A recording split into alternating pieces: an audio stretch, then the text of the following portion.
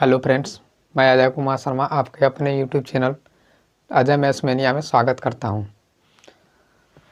हम कक्षा 10 के गणित विषय के प्रीवियस ईयर क्वेश्चन पेपर को सॉल्व कर रहे थे। पिछले वीडियो में हमने प्रश्न संख्या 4 के क और ख प्रश्नों को सॉल्व किया था।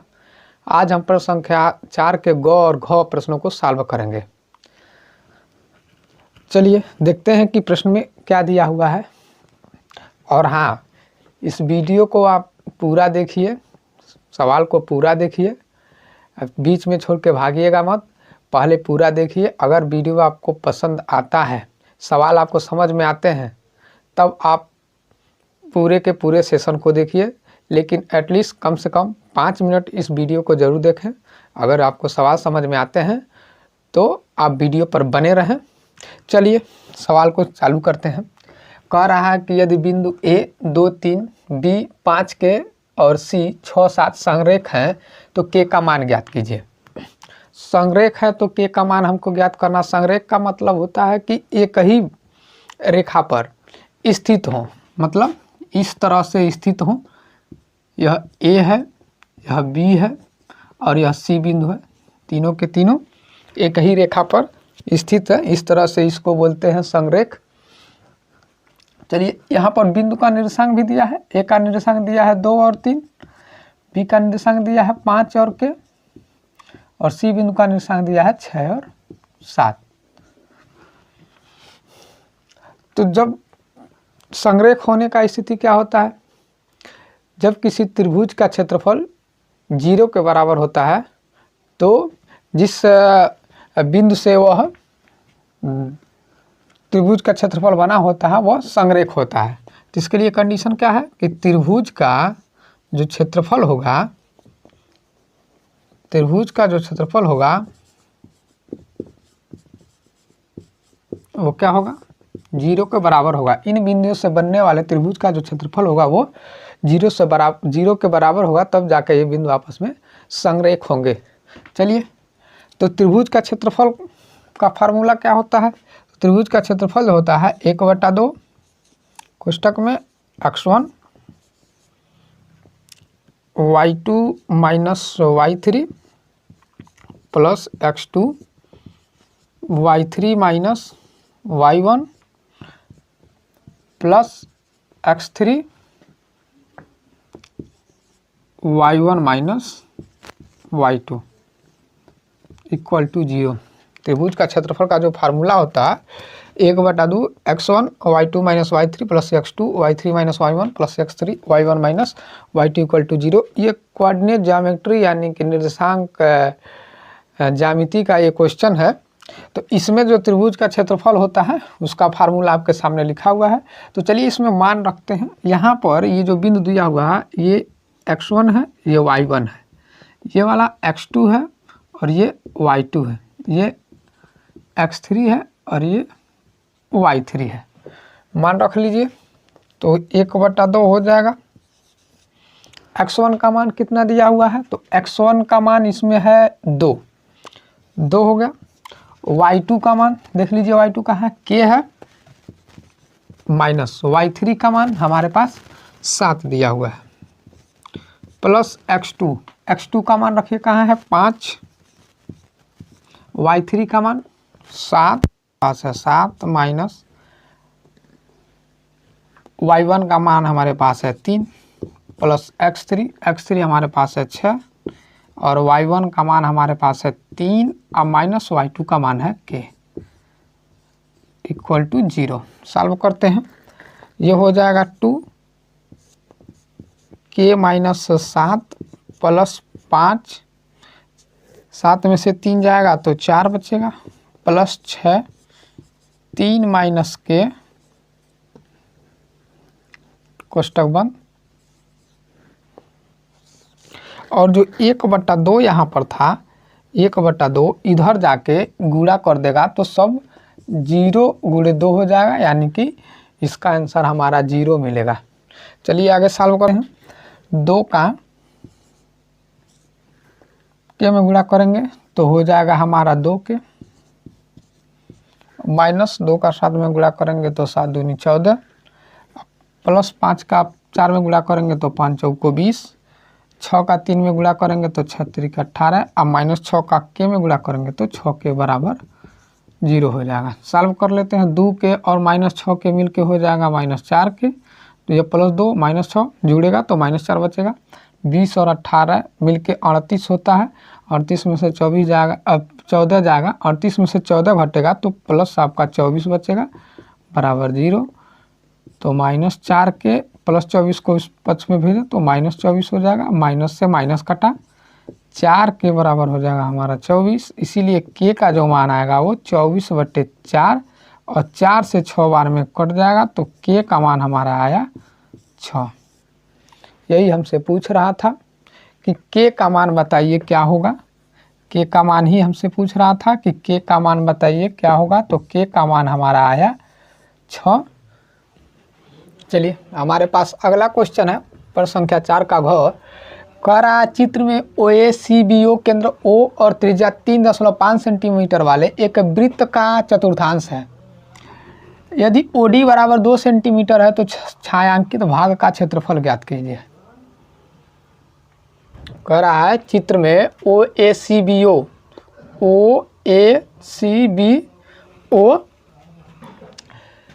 केंद्र O और त्रिज्या 3.5 सेंटीमीटर वाले एक वृत्त का चतुर्थांश है, तो OD बराबर 2 सेंटीमीटर हो तो छायांकित भाग का क्षेत्रफल ज्ञात कीजिए। हमको छायांकित भाग का क्षेत्रफल बताना है कि क्या होगा, यानी कि इस वाले भाग का क्षेत्रफल बताना है जो ये छायांकित हुआ है तो क्या होगा। चलिए इसको लगाते हैं।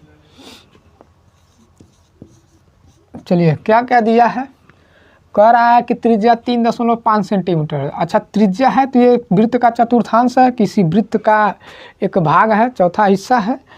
तो अगर यह सेंटर रहा होगा तो यहाँ से यहाँ तक की दूरी को ही हम त्रिज्या बोलेंगे और यहाँ से यहाँ तक की भी दूरी जो होगी वो त्रिज्या ही होगी। यानी कि CO का मान अगर हम देखें तो 3.5 सेंटीमीटर दिया हुआ है, क्योंकि कह रहा त्रिज्या है। और इसमें OD का मान 2 सेंटीमीटर दिया हुआ है। OD यानी कि ये वाला जो मान है वो 2 सेंटीमीटर दिया हुआ है और ये जो है 3.5 सेंटीमीटर दिया हुआ है। कह छायांकित भाग का क्षेत्रफल ज्ञात कीजिए। तो छायांकित भाग का क्षेत्रफल ज्ञात करने के लिए सबसे पहले हम इसे पूरे के पूरे चतुर्थांश का क्षेत्रफल ज्ञात करेंगे। पूरे के पूरे चतुर्थांश का क्षेत्रफल ज्ञात करेंगे। जब इस चतुर्थांश का क्षेत्रफल हमको पता चल जाएगा तो हम इस चतुर्थांश के क्षेत्रफल में से ये जो हमको एक ट्रायंगल दिखाई दे रहा है यहाँ से DOC, इसका क्षेत्रफल ज्ञात करके अगर हम इस पूरे चतुर्थांश के क्षेत्रफल में से इस त्रिभुज के क्षेत्रफल को घटा देंगे तो जो बचा हुआ भाग होगा वही भाग जो है छायांकित भाग का क्षेत्रफल होगा। तो चलिए घटाते हैं। तो सबसे पहले हम पूरा का पूरा यानी कि ये चतुर्थांश का क्षेत्रफल निकालेंगे। तो लिखिए वृत्त के चतुर्थांश का क्षेत्रफल,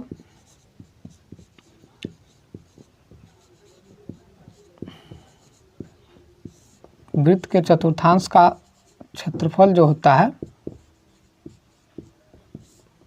वो होता है 1/4 पाई r स्क्वायर। अगर पूरे वृत्त का क्षेत्रफल पूछे तो पाई r स्क्वायर, चतुर्थांश का पूछ रहा है इसीलिए 1/4 यानी कि उसके चौथे भाग का क्षेत्रफल पूछ रहा है।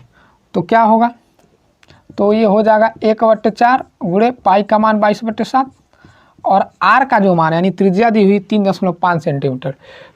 आसानी से सॉल्व करने के लिए 3.5 जो है वो 7 का आधा होता है, तो क्यों ना हम लोग 3.5 को 7/2 लिख लें ताकि आसान हो जाए। 3.5 जो होता है वो 7 का आधा होता है, तो 3.5 को हम 7/2 लिख सकते हैं। स्क्वायर है तो 2 बार लिखना पड़ेगा 7/2 को। काट लेते हैं, आसानी से कट जाएगा। ये 7 से 7 कटा, 2 से 11 बार में 22 कटा। तो क्या बचा है हमारे पास, यहाँ से ऊपर बचा है 11 गुणे 7 और नीचे बचा है 4 गुणे 8, सॉरी 4 गुणे 2 यानी कि 8, 4 गुणे 2 यानी कि 4 दूनी 8 बचा है। अब ये हो जाएगा 11 × 77, 77/8 हो जाएगा। 77/8 का मतलब क्या होता है, तो भाग कीजिए। 77 में 8 का भाग किया जाए तो कितना आंसर मिल रहा है, तो 8×9 = 72 होता है। 7 में से 2 जाएगा तो 5 और 7 में से 7 जाएगा तो कुछ नहीं। 5 बचा है, दशमलव बढ़ा रहे हैं तो यहाँ 0 बढ़ाएंगे। 8 6 के 48 होता है, 2 बचा, दशमलव लगा है तो 0 बढ़ा सकते हैं। 8 दूनी 16 होता है, तो 20 में से 16 जाएगा तो 4 बचेगा, दशमलव लगा है तो 0 बढ़ा सकते हैं, तो 8 5 40 हो गया। यानी कि 77/8 का जो मान आ गया वो हमारा आ गया 9.625 9.625 सेंटीमीटर स्क्वायर। क्षेत्रफल का जो यूनिट होता है सेंटीमीटर स्क्वायर होता है। इस तरह से हमारा जो वृत्त का क्षेत्रफल आया, दिखाई नहीं दे रहा, ऊपर लिख लिया जाए। वृत्त का जो क्षेत्रफल आया हमारा वो आ गया 9.625 सेंटीमीटर स्क्वायर। अब वृत्त का क्षेत्रफल हमको मिल गया है। अब इस वृत्त के क्षेत्रफल में से हम त्रिभुज के क्षेत्रफल को घटा देंगे तो जो बचा हुआ भाग होगा वही छायांकित भाग होगा। तो चलिए अब निकालते हैं त्रिभुज का क्षेत्रफल।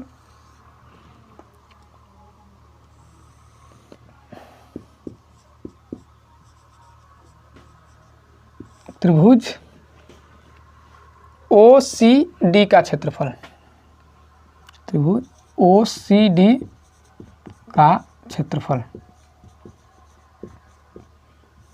तो त्रिभुज का जो क्षेत्रफल का फार्मूला होता है वो होता है 1/2 आधार गुणे ऊंचाई, आधार गुणे ऊंचाई, 1/2 आधार गुणे ऊंचाई। तो इसमें मान रख दें 1/2, आधार हमारा 3.5 है तो गुणे 3.5, और ऊंचाई हमारा जो है OD है, तो OD जो है 2 दिया हुआ है, तो 2 से 2 कटा, हमारे पास बचा 3.5 सेंटीमीटर। यानी कि वृत्त का जो त्रिभुज का जो क्षेत्रफल आया वो 3.5 सेंटीमीटर स्क्वायर है। हमको इस चतुर्थांश का क्षेत्रफल पता चल गया, इस त्रिभुज का क्षेत्रफल पता चल गया। अब इस छायांकित भाग का क्षेत्रफल निकालने के लिए अब लिखेंगे छायांकित भाग का जो क्षेत्रफल है, छायांकित भाग का क्षेत्रफल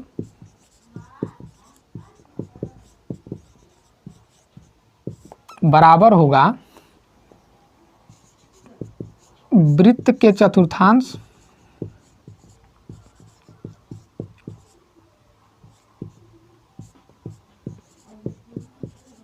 का क्षेत्रफल माइनस त्रिभुज का क्षेत्रफल के,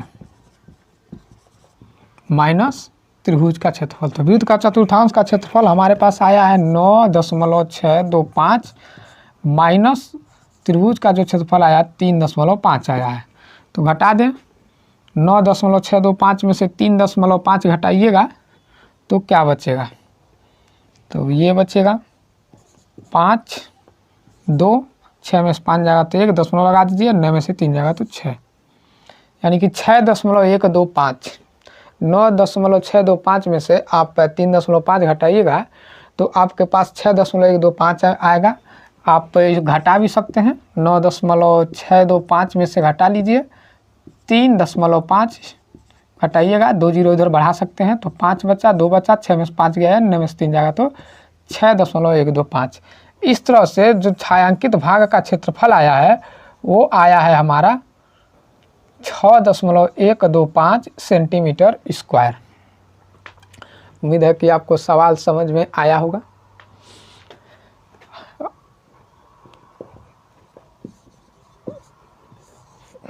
सेंटीमीटर स्क्वायर। इस तरह से इस छायांकित भाग का जो क्षेत्रफल है वो 6.125 सेंटीमीटर स्क्वायर होगा। अगर आप इसका स्क्रीनशॉट लेना चाहते हैं तो ले सकते हैं।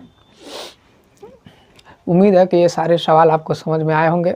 अगर सवाल आपको समझ में आ रहे हैं तो आगे इसी तरह के सवाल को देखने के लिए, इसी तरह के सवाल को लगाने के लिए चैनल को सब्सक्राइब जरूर कर लें ताकि आगे आने वाले वीडियो का नोटिफिकेशन आपको मिलते रहे। जय हिंद।